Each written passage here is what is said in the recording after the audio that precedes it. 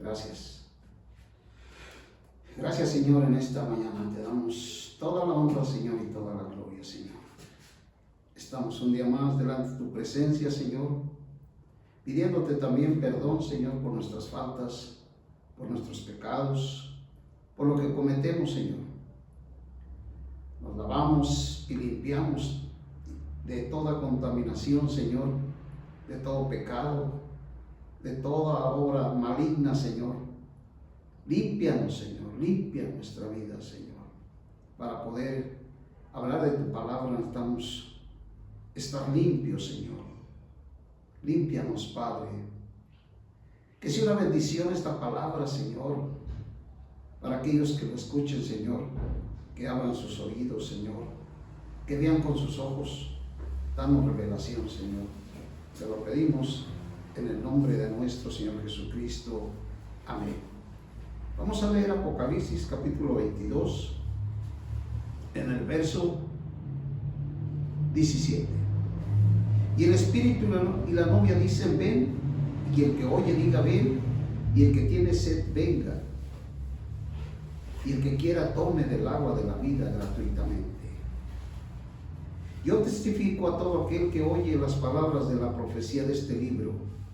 Si alguno añade algo, Dios le añadirá a él las plagas que están escritas en este libro. Si alguno le quita de las palabras del libro de esta profecía, Dios quitará su parte del árbol de la vida y de la santa ciudad y de los cuales se ha escrito en este libro. Aquí hay una exhortación con respecto a las profecías de este libro. Dice que todo aquel que le quita, aquí lo que el Señor está diciendo, en este capítulo, en el capítulo 22, en el verso 18. Aquí el pronombre yo ha de recibirse al Señor en conformidad con los versos 16 y 20.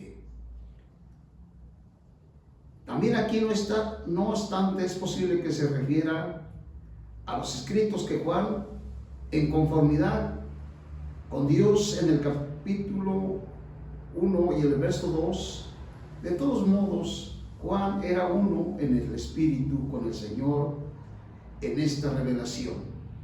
Esta revelación es algo serio. Si vamos a hablar de la revelación, tenemos que tener mucho cuidado de no quitarle y de no ponerle.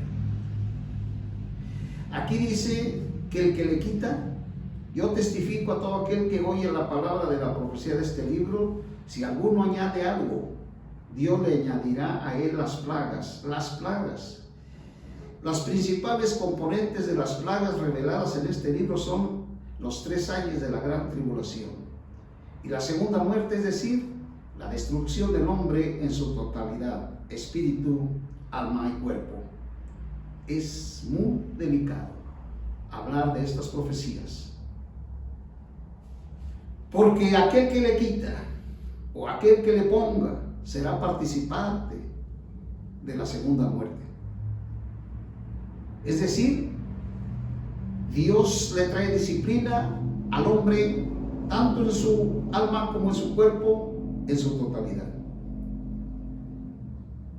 Entonces aquí nos exhorta la palabra de Dios, que quitarle o ponerle trae disciplina, añadirle a la escritura, al Apocalipsis, dice, no debemos añadir nada a la profecía, ni debemos quitarle nada, debemos recibirla como tal, como está escrita.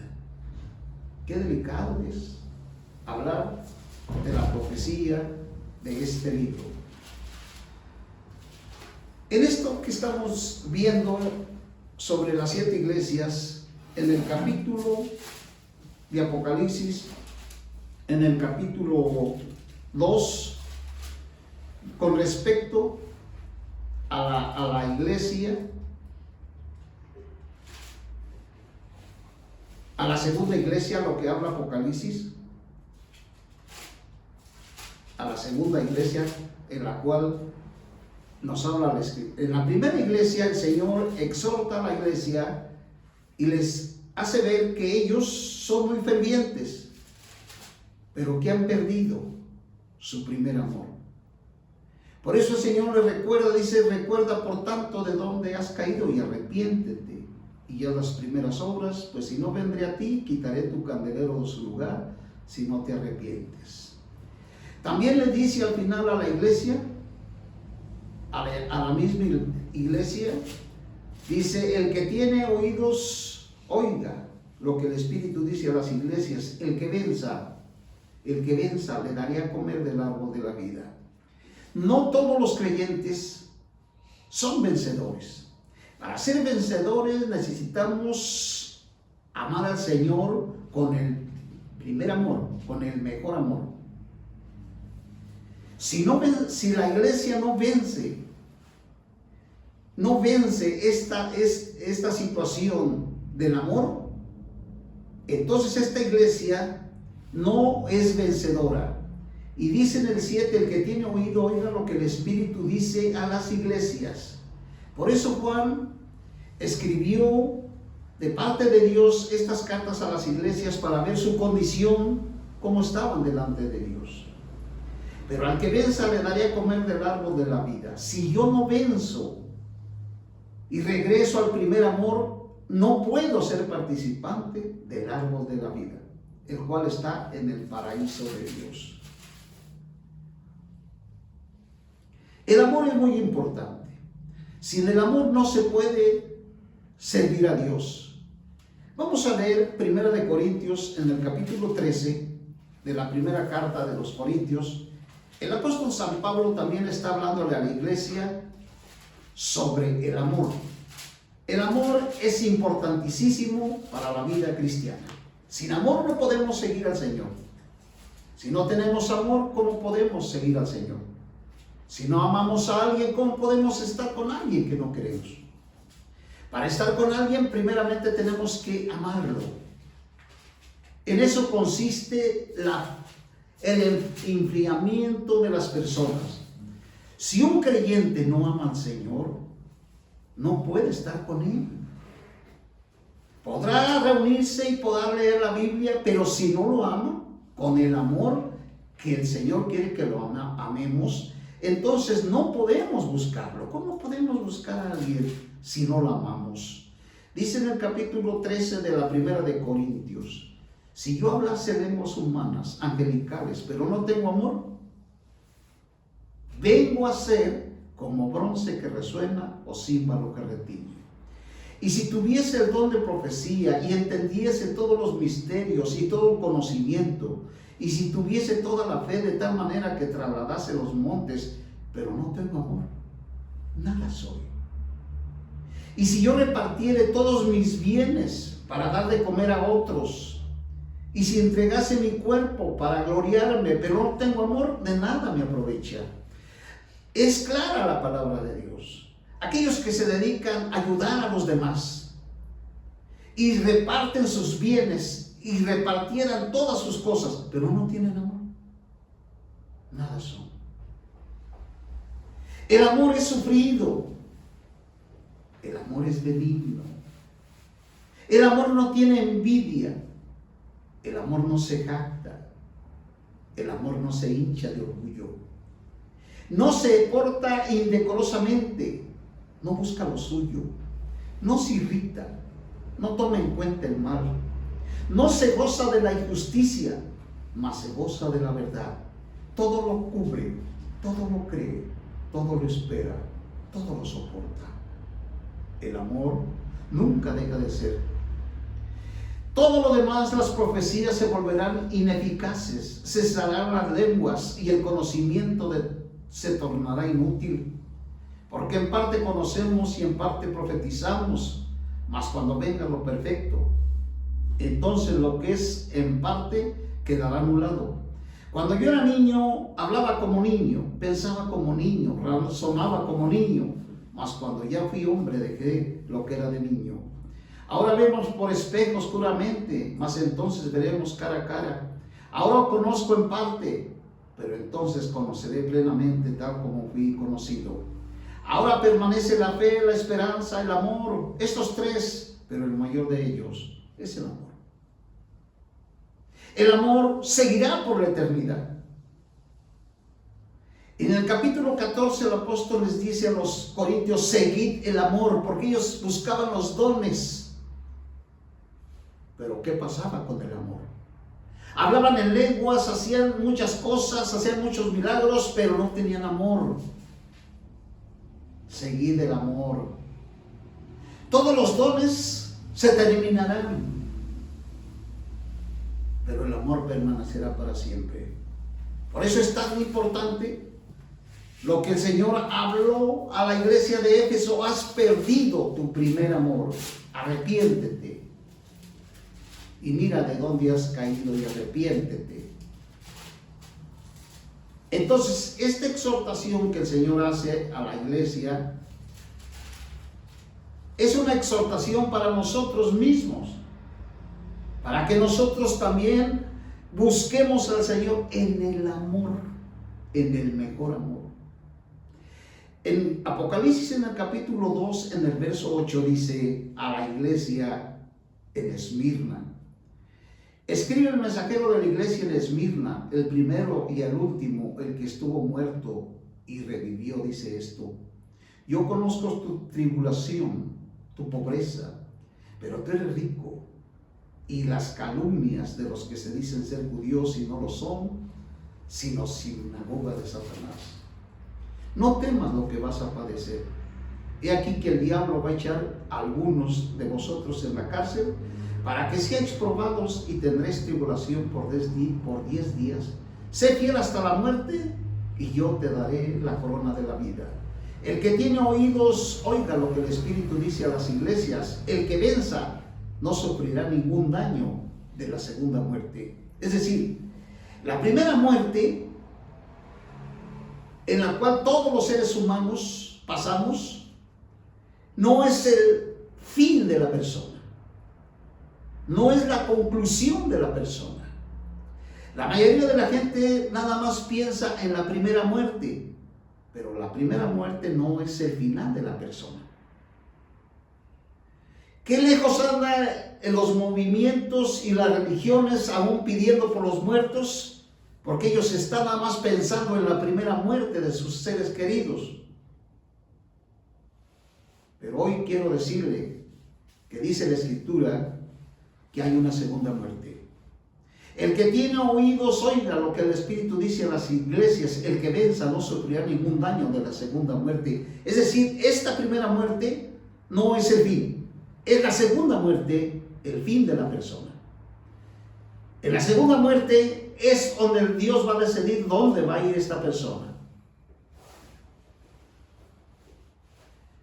Dice aquí: no temas lo que vas a padecer.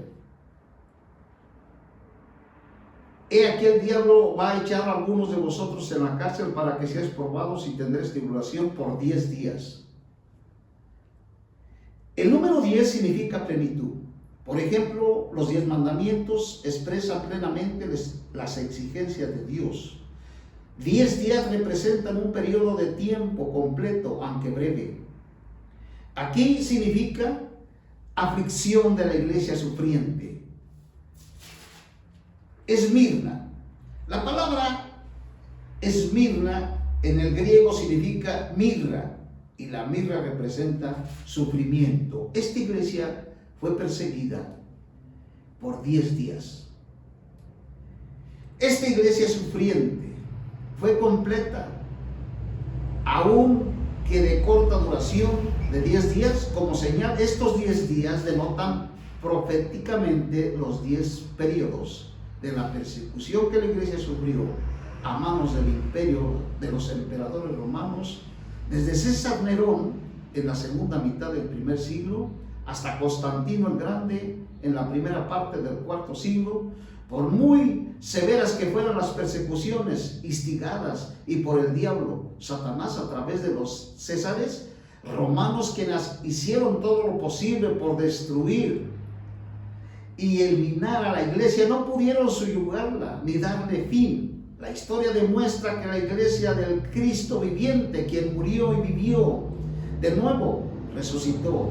Las persecuciones victoriosamente.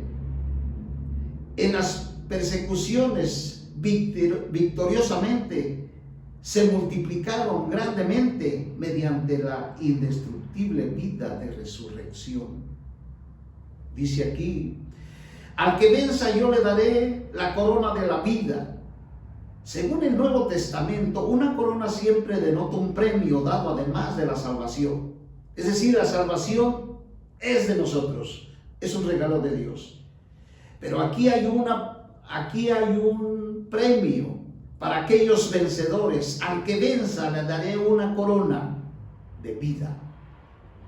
Esta corona de vida, como premio concedido a los que son fieles hasta la muerte para vencer la persecución, denota la fuerza vencedora que es el poder de la vida de resurrección. Filipenses 3:10.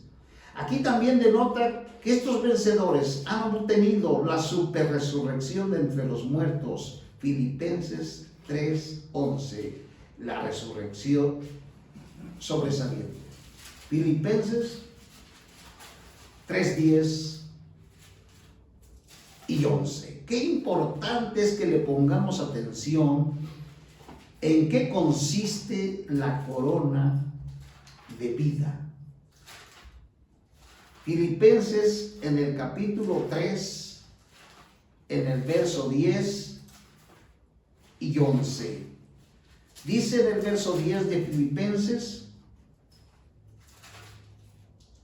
a fin de conocerle y el poder de su resurrección y la comunión en sus padecimientos, configurándome a su muerte, si de alguna manera llegase yo a la superresurrección de entre los muertos.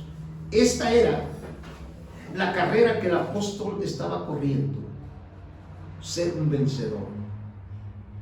Se llega a decir que toda la iglesia será arrebatada antes de la tribulación. Recordemos lo que dijo o lo que dice la palabra: si alguno le pone y si alguno le quita. Este es un asunto serio. Lo único que quiero decirle es que no toda la iglesia va a pasar la gran tribulación, pero sí le puedo decir que muchos sí van a pasar la gran tribulación, porque aquí está hablando solamente de los vencedores, de los que venzan. Al que vence, dice, le daré la corona de la vida. La corona de la vida es no participar de la segunda muerte, sino reinar con Cristo en la era venidera y en la eternidad. A esto se refieren estas cartas. En las siete iglesias les habla de la misma manera: el que venza.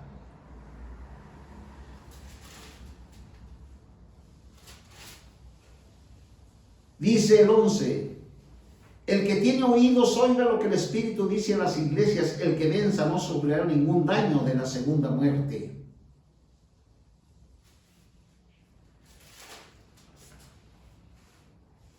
En el verso 9: yo conozco tu tribulación y tu pobreza, pero tú eres rico. Y las calumnias de los que se dicen ser judíos y no lo son, sino son sinagogas de Satanás. ¿Qué son las sinagogas de Satanás? En el Antiguo Testamento, el lugar que Dios escogió para establecer su templo fue Jerusalén. Debido a que el pueblo de Dios cayó, se dividió y se esparció, y fueron erigidas muchos centros de adoración, caídos, divididos. Tales centros llegaron a ser sinagogas, es decir, cuando el templo fue destruido y los judíos empezaron a levantar sinagogas. Las sinagogas eran donde ellos se reunían a leer las escrituras. Estas sinagogas llegaron a ser unas divisiones, unos centros donde ellos se reunían. Estas sinagogas eran lugares en los cuales los judíos adoraban a Dios, principalmente estudiando las escrituras que tenían en el Antiguo Testamento. Sin embargo, a causa de su necedad, al aferrarse a sus conceptos religiosos y tradicionales, vinieron a ser uno con Satanás en la oposición al camino de la vida de Dios, mediante el cual Dios cumple su propósito bajo la manipulación y las estratagemas de Satanás. Las sinagogas de los judíos se opusieron al Señor Jesús. ¡Qué tremendo! ¿Cómo podemos nosotros descubrir hasta dónde Satanás se mete?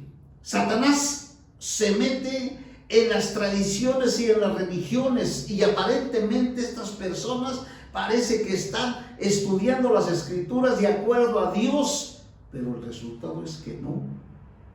Lea lo que dice en el Evangelio de Mateo, en el capítulo 12, en el verso 9 del Evangelio de San Mateo. Por eso necesitamos tener cuidado donde se nos está hablando la palabra de verdad. Todas las personas que están en las religiones hablan de la Biblia y la leen y ya piensan que por eso ellos están en la verdad. Dice en el Evangelio de San Mateo, en el capítulo 12, en el verso 12:9, dice: pasando de allí entró en las sinagogas de ellos. Dice, pasando de allí entró en las sinagogas de ellos. He aquí que había un hombre que tenía seca una mano, y para poder acusar a Jesús le preguntaron diciendo: ¿es lícito sanar en sábado? Él les dijo: ¿Qué hombre habrá de vosotros que tenga una oveja y si está en un hoyo en el día sábado no le echa mano y la levanta? Pues cuánto más vale un hombre que una oveja. Por consiguiente, ¿es lícito hacer el bien en el sábado? Entonces dijo al hombre: extiende tu mano, y él extendió y le fue restaurada sana como la otra. ¿Dónde estaban estos? En las sinagogas. Pero en las mismas sinagogas ellos iban en contra del Señor.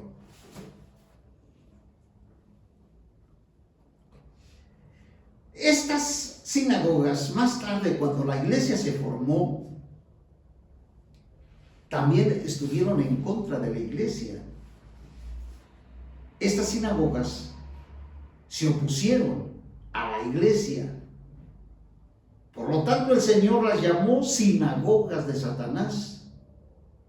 Porque en estas sinagogas ellos hicieron uno con Satanás para contradecir la palabra de Dios.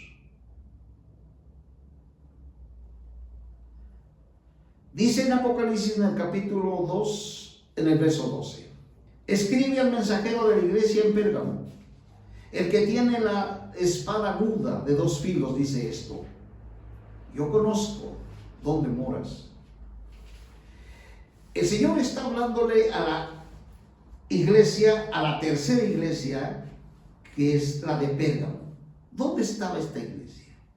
La Biblia dice: escribe el mensajero de la iglesia en Pérgamo, el que tiene la espada aguda de 2 filos, dice esto: yo conozco dónde moras, donde está el trono de Satanás.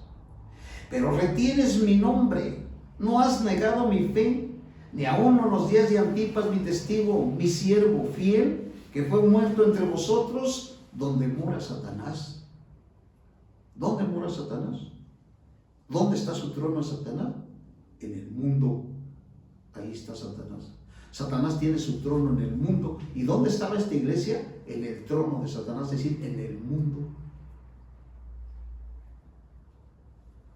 Verso 14. Pero tengo unas pocas cosas contra ti, que tienes ahí algunos que retienen la enseñanza de Balaam. ¿Quién era este hombre? ¿Qué enseñaba Balaam? Este Balaam que enseñaba a Balaam a poner tropiezo ante los hijos de Israel, a comer de cosas sacrificadas a los ídolos y a cometer fornicación. Así tú también tienes a los que de la misma manera retienen la enseñanza de los nicolaitas. Recuerde usted que la iglesia de Éfeso estaba en contra del nicolaísmo. El único problema de la iglesia en Éfeso era que habían perdido el amor al Señor. Pero a la iglesia a la cual está hablando aquí de Pérgamo tenía un grave problema. Estaba en el mero trono de Satanás, que es el mundo, y tenía la enseñanza de los nicolaitas. Vamos a ver qué enseñaba Balaam. Vamos a leer Vamos a leer en el Antiguo Testamento lo que este Balaam enseñaba. Números capítulo 25, verso 1. Números 25, 1. 25, 1 de Números. Balaam, un verdadero instrumento de Satanás que llevó al pueblo a la fornicación. Números 25:1. Mientras Israel habitaba en Sittim, el pueblo comenzó a la fornicación con las hijas de Moab. Fíjese bien aquí lo que pasó. Cuando los israelitas estaban enfrentando a sus enemigos, con los armamentos y con su ejército, los ejércitos no pudieron vencer a Israel. Vencer a Israel era imposible vencerlo. Entonces, ¿qué fue lo que sucedió? Fíjese bien, mientras Israel habitaba en Sittim, el pueblo comenzó a cometer fornicación con las hijas de Moab, pues éstas invitaban al pueblo a los sacrificios de sus dioses, y el pueblo comió y se inclinó a sus dioses. Así se unió Israel a Baal, Peor, y la ira de Jehová se encendió contra Israel. Y Jehová dijo a Moisés: toma todos los líderes del pueblo y ahórcalos ante Jehová delante del sol, para que el ardor de la ira de Jehová se aparte de Israel. Entonces Moisés dijo a los jueces de Israel: matad cada uno a aquellos de los vuestros que han unido a Baal Peor. Justo en ese momento un varón de los hijos de Israel vino y trajo una medianita a sus hermanos ante los ojos de Moisés y de toda la asamblea de los hijos de Israel, mientras lloraban ellos a la entrada de la tienda de reunión. Cuando lo vio Finis, hijo de Eleazar, hijo del sacerdote Aarón, se levantó en medio de la asamblea, tomó una lanza en su mano y fue tras él, varón de Israel, a la tienda, y los alanceó a ambos, al varón de Israel y a la mujer, por su vientre. Así cesó la plaga entre los hijos de Israel. Por esta fornicación murieron de aquella plaga 24,000 muertos. 24,000 muertos cayeron por la fornicación. Entonces Jehová habló a Moisés diciendo: Finis, hijo de Eleazar, hijo del sacerdote Aarón, ha hecho apartar de mí la ira de los hijos de Israel, porque ha mostrado entre ellos el mismo celo que yo tengo por ellos, por lo cual yo no he consumido en mis celos a los hijos de Israel. Por tanto di yo les doy mi pacto de paz, y será para él y para su descendencia después de él el pacto de sacerdocio perpetuo, por cuanto tuvo celo por su Dios e hizo expiación por los hijos de Israel. Al no poder derrotar a Israel militarmente, ni por la política, al no poder derrotar a Israel militarmente, ni por medio de la política, ni por medio de la religión, Balac, siguiendo el maligno consejo de Balaam, indujo a Israel a caer en la fornicación y la idolatría. Fíjese bien, la fornicación destruye a la persona, al ser humano. Aquí estamos hablando de la fornicación cuando las personas tienen relaciones y caen en la fornicación. Estamos hablando de las dos cosas. Aquí estamos hablando de la fornicación entre dos personas, y la fornicación cuando el creyente se va al mundo y se aparta de Dios y participa de las cosas del mundo. Eso tiene un nombre, se llama fornicación. La fornicación destruye la persona, es decir, la humanidad de su persona, creada por Dios. La idolatría insulta a la persona divina de Dios, pero la fornicación y la idolatría van juntos. La fornicación destruye a la persona y la idolatría, estas dos van juntos. Es decir, esto destruye su cuerpo mismo. Cuando aquel creyente ama al mundo, entra en la fornicación. Hay otro pasaje aquí, también aquí en Números, en el capítulo 31, en el verso 16. 31, en el verso 16. 31, 16. Dice así: ellas,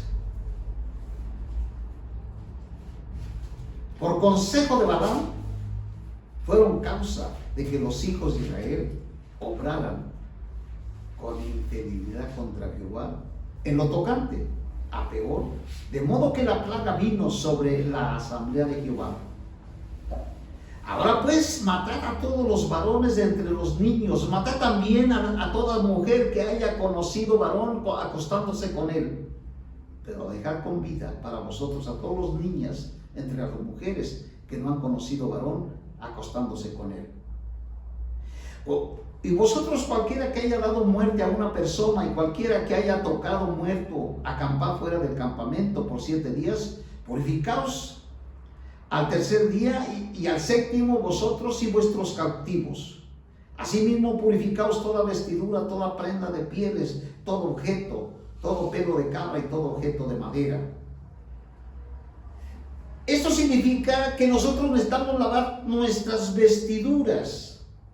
Nuestras vestiduras representan nuestra conducta. Nosotros los creyentes, los hijos de Dios, tenemos que reconocer que nuestra vestimenta la ensuciamos. Pero hoy el Señor nos habla a que la lavemos. Nuestros vestidos representan nuestra conducta. Lavar nuestras ropas representa el lavamiento de nuestra conducta y de todo lo que somos. Balaam aconsejó a que fueran con los judíos y los vencieran por medio de la fornicación. Balaam aconsejó la fornicación a sus enemigos. ¿No los puedes vencer? Llévalos a la fornicación. En Apocalipsis, en el capítulo 2, en el verso 12, dice el escribe, el mensajero de la iglesia en Pérgamo, el que tiene la espada aguda de 2 filos, dice esto: yo conozco dónde moras, donde está el trono de Satanás. Pero retienes mi nombre y no has negado mi fe, ni aún en los días de Antipas, mi testigo siervo fiel, que fue muerto entre vosotros, donde mora Satanás. Antipas.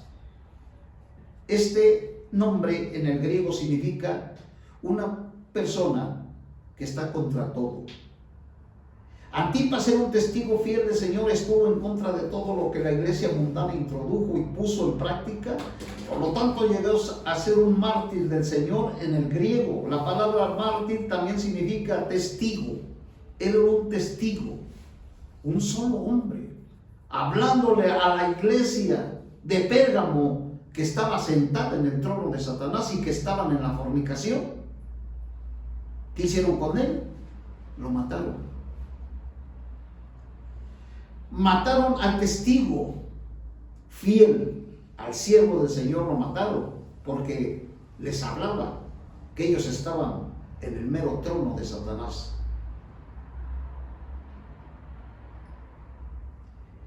En el 14 dice: pero tengo unas pocas cosas contra ti, que tienes ahí algunos que retienen la enseñanza de Balaam. En estas epístolas el Señor deseaba, conforme a su plan, a su propósito,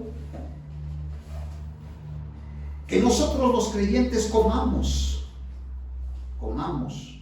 del maná escondido. ¿Quién es el árbol de la vida?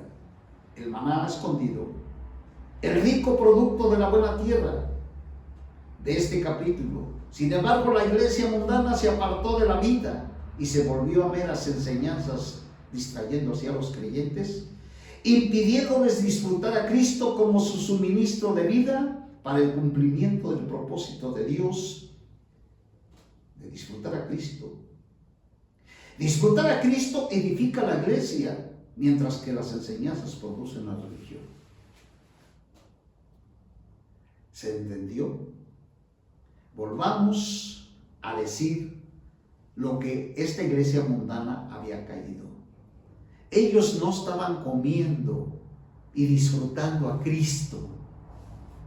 No lo estaban haciendo. Ellos estaban en las doctrinas y en las enseñanzas y en el conocimiento. Ellos estaban aprendiendo religiones, doctrinas, pero no comían a Cristo. Ese es el problema hoy. Muchos están enseñando doctrinas, enseñanzas, y también dicen que tienen la mejor enseñanza y la mejor doctrina, y así tienen al pueblo siempre dándoles enseñanzas y doctrinas, pero no los enseñan a comer y a disfrutar a Cristo y vivir por la vida de Dios. Esta enseñanza que les daban, primeramente tenemos que ver que esta iglesia está sentada en el mismo trono de Satanás. Cuando una iglesia está sentada en el trono de Satanás, impide que los cristianos disfruten a Cristo como un suministro de vida para el cumplimiento del propósito de Dios, de disfrutar a Cristo. Disfrutar a Cristo como vida. Así es como se edifica la iglesia, mientras que las enseñanzas producen religiones. Por eso hay tantas sectas y tantas divisiones. Por eso los mismos creyentes que han recibido al Señor no se pueden unir con los demás creyentes, porque están en desacuerdo en enseñanzas y doctrinas.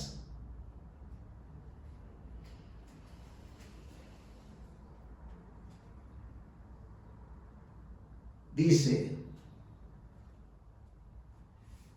pero tengo unas pocas cosas contra ti, que tienes ahí algunos que retienen la enseñanza de Balaam. ¿Qué enseñaba Balaam? A hacer que el pueblo fornicara. La persecución de la iglesia que acabamos de ver ahorita, la iglesia en Esmirna, fue perseguida por los césaros romanos. Allí el Señor le está diciendo: sé fiel hasta la muerte. Tú sigue adelante aunque te persigan, aunque te quieran destruir como mi hijo. Sé fiel hasta la muerte. Es decir, no desmayes. Eran perseguidos, fueron perseguidos, no desmayen, y van a recibir la corona de la vida. Es decir, van a reinar conmigo en la era que viene y en la eternidad. A la segunda iglesia, a la tercera iglesia, le está diciendo que está en el mismo trono de Satanás. Estar en el trono de Satanás es estar en el mundo y estar en la fornicación.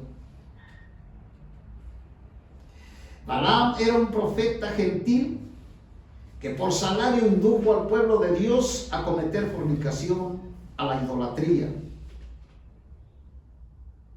En la iglesia mundana, algunos comenzaron a enseñar otras cosas. La idolatría siempre resulta en fornicación. Hechos de los Apóstoles, capítulo 15, en el verso 19. Hechos de los Apóstoles, en el capítulo 15, en el verso 19. Por lo cual yo juzgo, dicen los apóstoles, yo juzgo que no se inquiete a los gentiles, que se conviertan a Dios, que no se les inquiete, sino que solo se les escriba que se obtengan de la contaminación de los ídolos, de la fornicación, de ahogado y de sangre. Este es el mandato del Señor para los gentiles, para nosotros, que nos abstengamos de la fornicación y de comer sangre. Fíjese, ¿qué se enseña? El Señor, cuando nosotros le recibimos, cuando nosotros creímos, recibimos al Señor. El Señor está con nosotros. ¿Cuántas veces lo atendemos? ¿Cuántas veces atendemos al Señor? El Señor está conmigo todos los días. ¿Lo atiendo? O pasan días y días y días y ni siquiera me acuerdo que el Señor está conmigo y ni siquiera le atiendo, ni siquiera le dirijo una palabra. Me llama mucho la atención lo que dice aquí en Apocalipsis, en el capítulo 2, donde dice: el que tiene oídos oiga lo que el Espíritu dice a las iglesias, al que vence le daré de comer del árbol de la vida. Para que Dios me dé de comer del árbol de la vida, primero debo de tener yo apetito. ¿Qué pasaría si en su familia, su hijo o sus hijos de repente se les va el apetito y usted les hace la mejor comida y ellos no quieren comer? Se les fue el apetito, no quieren comer. Pasan 3 días, 4 días y sus hijos no quieren comer, se les ha ido el apetito. ¿Qué hará usted? ¿Qué va a hacer usted? Inmediatamente seguramente van y los llevan ante el médico para que les dé algo, para que ellos tengan hambre, les regrese el hambre de comer. No tienen ganas, todo lo que usted les prepara no quieren y no quieren, se les fue el apetito. ¿Qué va a hacer? Pues llevarlos al médico para que les dé algo y les produzca el querer comer. Pues así está sucediendo. Muchos de nosotros los creyentes, los que hemos recibido al Señor, no tenemos apetito de comer la palabra de Dios. Se nos fue. Pasan días y días y días y nosotros no comemos de la palabra de Dios. Y cuando vamos a una reunión ni siquiera comemos, sino vamos nada más a escuchar doctrinas, que eso aparta a las personas del verdadero propósito de Dios. Seguramente usted ve que sus hijos no quieren comer la palabra de Dios y ni si cuenta se ha dado de que no quieren comer la palabra de Dios. Pero a lo mejor ya se dio cuenta que sus hijos no quieren comer la palabra de Dios. ¿Qué está haciendo? Para que ellos tengan hambre de comer la palabra de Dios. ¿Qué se necesita? Tener hambre de la palabra de Dios. Bienaventurados los pobres, los que tienen hambre y sed de justicia. Pero ¿cuántos han perdido el apetito de comer la palabra de Dios? Se han conformado con ser cristianos y creyentes, de estar en una religión o en unos movimientos, de denominaciones, pero no han aprendido a comer.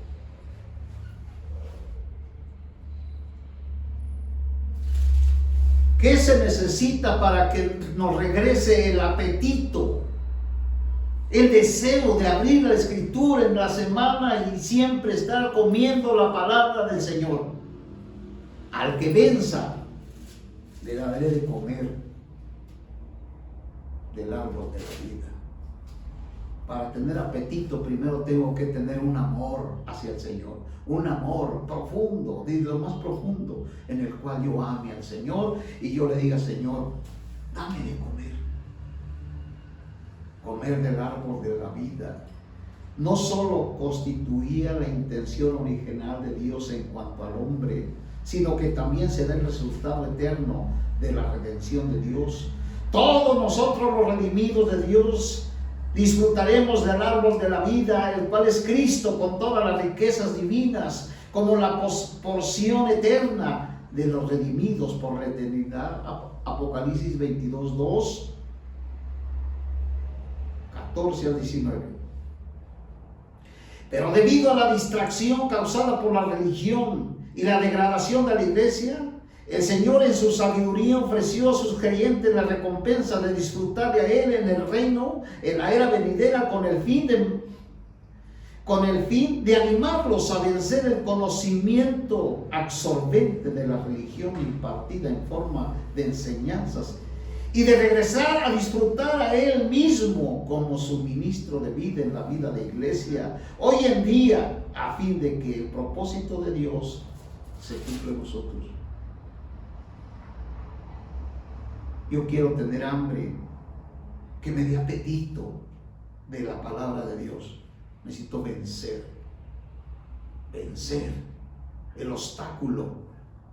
¿Cuál es el obstáculo de dejar de ver la palabra de Dios como letra, como enseñanza, y que mi posesión ahora la vea como el alimento? Balaam aconsejó a los enemigos de Israel que lo llevaran a la fornicación, que lo llevaran a la idolatría. Esto mismo sucedió cuando Constantino persiguió a la iglesia sufriente venció la persecución. Pero cuando Constantino, a través de Satanás, vio que la iglesia había vencido la persecución, Satanás les dijo: ya no los persigas, acógelos. Y de allí surgió el cristianismo que hoy estamos viviendo. Todo el mundo se llama cristiano. Este es el cristianismo caído y degradado que hoy vemos, que están divididos en sectas, denominaciones, en organizaciones. Este es el cristianismo. Para que todos estos movimientos cristianismos que hoy vemos venzan, tienen que dejar sus movimientos y regresar a las iglesias locales. Si no, jamás van a entender lo que el Señor habla en Apocalipsis. Este mover de Constantino por obra de Satanás acogió la iglesia y se dice que bautizaban aún hasta personas que ni eran creyentes. Así se formó el cristianismo. Hoy en día muchos enseñan la doctrina de Balaam. Usted dirá: ¿cómo es que la están enseñando? Sí. Balaam era un profeta gentil que por salario indujo al pueblo de Dios a cometer fornicación. Es muy sencillo saber. Si usted no se reúne en cualquier movimiento o cualquier organización, su pastor le habla de que no es malo entrar en las tradiciones que la iglesia católica tiene, como la Navidad. Todas estas tradiciones que en estos meses se vienen, si su pastor le dice que no tiene ningún problema, que no hay ningún problema con que usted ponga sus arbolitos de Navidad en su casa, ¿sabe cómo se llama eso? Fornicación. Así es de que usted está disfrutando lo que está poniendo, sus foquitos y sus arbolitos. Muchos llegan a decir que eso no tiene nada que ver, porque están ciegos, pero esa es la enseñanza de Balaam.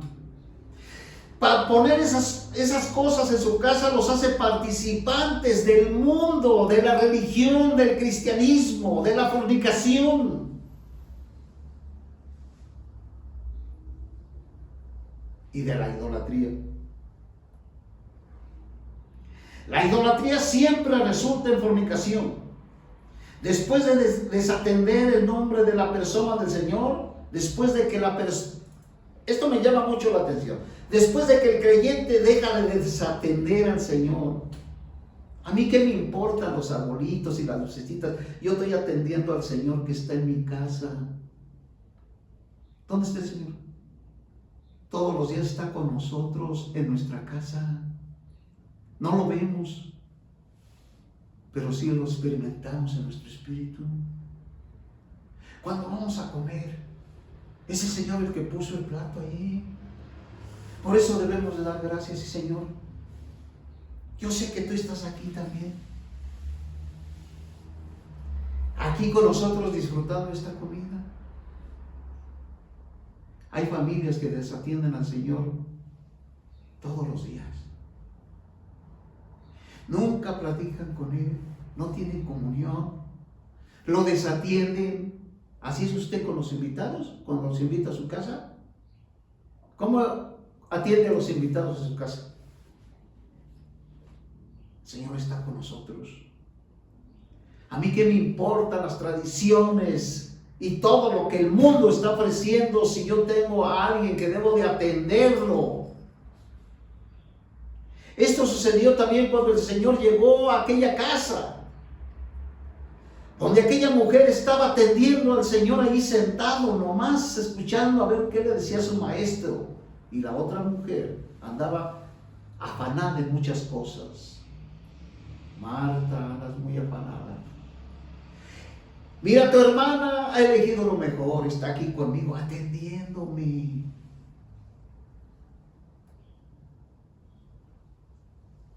Esto es lo que tenemos que hacer, atender al Señor. El diablo nos está mandando muchos pensamientos perversos porque quiere que lo atendamos. El diablo también quiere que nosotros lo atendamos, quiere que también le hagamos caso. Y por eso diario está queriéndonos distraer para que lo atendamos. ¿A quién vamos a atender? La iglesia mundana degradada retiene no solo las enseñanzas, lo que dice aquí en el verso 15, así tú también tienes a los que de la misma manera retienen la enseñanza de los nicolaitas. La iglesia mundana degradada retiene no solo las enseñanzas de Balaam, sino también la enseñanza de los nicolaitas. La enseñanza de Balaam distrae a los creyentes de la persona de Cristo. Queda claro. Todo lo que enseña Balaam es fornicación, es distraerlos. Es llevarlos y apartarlos del Señor y llevarlos a la fornicación espiritual. La enseñanza de los nicolaitas destruye la función de los creyentes como miembros del cuerpo de Cristo. Es decir, en la iglesia, los creyentes, todos los hijos de Dios, tenemos que profetizar y hablar de la palabra de Dios. Todos tenemos que hacerlo. Es decir, todos tenemos que llegar a la plenitud del conocimiento del Señor, no nada más una persona, todos. Esta es la enseñanza de los nicolaitas, que no permitían que los demás se preparaban y tuvieran esta palabra, esta revelación en sus vidas. La enseñanza de los nicolaitas destruye la función que los creyentes tienen como miembros del cuerpo de Cristo, anulando así el cuerpo de Cristo como expresión suya. La enseñanza de Balaam no da a la cabeza su debido lugar, y la de los nicolaitas destruye el cuerpo. Esta es la sutil intención del enemigo en todas las enseñanzas religiosas. En la iglesia, en Éfeso, solo se encontraron las obras de los nicolaitas, mientras que en esta iglesia, en Pérgamo, las obras de los nicolaitas progresaron hasta convertirse en enseñanzas. Primero los nicolaitas practicaron la jerarquía en la iglesia primitiva, luego la enseñanza en la iglesia degradada, actualmente tanto en el catolicismo como en el protestantismo. La jerarquía de los nicolaitas prevalecen en sus prácticas y en sus enseñanzas. Dice en el verso 16 del capítulo 2 de Apocalipsis: por tanto arrepiéntete, pues si no vendré a ti pronto y combatiré contra ellos con la espada de mi boca. El que tiene oídos oiga lo que el Espíritu dice a las iglesias. El que venza, aquí, ¿qué tenemos que vencer? La enseñanza de Balaam, que es la fornicación. No meternos con ninguna tradición de ninguna religión. Tenemos que vencer todas estas enseñanzas de la Iglesia Católica, todas sus tradiciones. El que venza, dice: el que tiene oídos oiga lo que el Espíritu dice a las iglesias. Al que venza, daré a comer del maná escondido, y le daré una piedrecita blanca, en la piedrecita escrita un nombre nuevo, el cual ninguno conoce, sino solo aquel que le recibe. Pero el que venza, tenemos que vencer. Me llama mucho la atención lo que dice el verso 17. El que tiene oídos oiga lo que el Espíritu dice a las iglesias. Al que venza le daré de a comer del maná escondido. Es decir, si yo no venzo las tradiciones y no venzo la enseñanza de Balaam y no venzo la idolatría y la fornicación, no puedo comer. Solamente venciendo esas cosas me va a dar apetito de comer la palabra de Dios. Al que venza le daré de comer. El que tiene oídos oiga lo que el Espíritu dice a las iglesias. Al que venza le daré de comer del maná escondido, y le daré una piedrecita, una piedra. Una piedra simboliza el material que se usa en el edificio de Dios. Mateo 16:18. Nosotros somos unas piedrecitas, somos piedras para ser edificados en el templo de Dios. Dice: en nuestro ser natural no somos piedras, sino barro. Es decir, cuando nosotros fuimos, antes de que recibiéramos al Señor, nosotros éramos barro. Después que recibimos al Señor, pasamos de ser barro a ser piedras. Mediante la regeneración recibimos la vida divina con su naturaleza divina, y por eso podemos ser transformados en piedras, incluso en piedras preciosas, a disfrutar a Cristo como nuestro suministro de vida. Si disfrutamos al Señor en la vida apropiada de la iglesia, en vez de seguir a las iglesias mundanas, seremos transformados en piedras para el edificio de Dios. El Señor justificará y aprobará estas piedras, como lo indica el color blanco, mientras se condenará y rechazará a la iglesia mundana, la obra de Dios. De edificar a la iglesia depende de nuestra transformación, y esta proviene del disfrute que tenemos de Cristo como nuestro suministro de vida. Dice que el que venza le va a dar un nombre nuevo, un nombre digno, una persona, un nombre nuevo, denota una persona transformada.